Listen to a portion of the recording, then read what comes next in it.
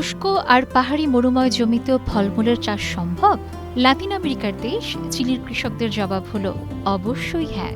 আর এই আত্মবিশ্বাসের কারণ তাদের কাছে আছে মাথার চুল দিয়ে তৈরি মাল্চ ম্যাট, আর এতেই বাজিমাত চাষাবাদে।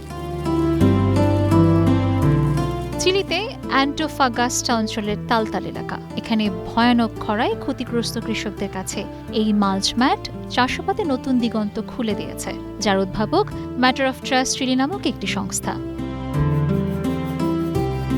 মাল্চ ম্যাটের মূল উপাদান হলো মানুষের মাথার চুল, সাথে সামান্য পশুর চুলও থাকতে পারে, যা দিয়ে তৈরি করা হয় বায়োডিগ্রেডেবল মাল্চ ম্যাট। এই ম্যাটগুলো ফসলের চারপাশে বিছিয়ে দিলে তা সাহায্য করে মাটির আর্দ্রতা ধরে রাখতে, মাটির উপর দিয়ে সূর্যের তাপ প্রবেশে বাধা দেয়, ফলে বাষ্প হয়ে উড়ে যেতে পারে না শতকরা ৭১% পানি, আর এতে ৪৮% পর্যন্ত সেচের পানি সাশ্রয় হয়। আরও আছে, চুলে থাকা নাইট্রোজেন, ক্যালসিয়াম, সালফারের মতো উপাদান মাটিকে উর্বর ও পরিপুষ্ট করে, ফসল উৎপাদন বাড়ায় ৩০% পর্যন্ত। চিলের চাষিরা বলছেন এই পদ্ধতিতে কম পানি দিয়ে বেশি ফসল ঘরে তুলছেন, বিশেষ করে লেবু গাছের ফলন বেড়েছে উল্লেখযোগ্য হারে।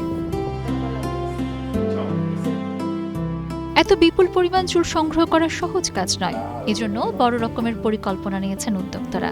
৩৫০-র বেশি সেলুন থেকে নিয়মিত চুল সংগ্রহ করা হয়, ১০টি পোষা প্রাণীর পার্লার থেকেও যোগান আসে ২%।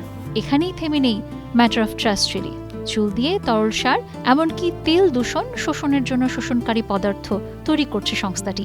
এই উদ্যোগ শুধু পানি সংকট মোকাবেলায় সাহায্য করছে না, পরিবেশ সংরক্ষণেও ভূমিকা রাখছে, যা পুনর্ব্যবহারযোগ্য ও পরিবেশ বান্ধব উদ্ভাবনের এক চমৎকার উদাহরণ। Sabina Sultana, star news.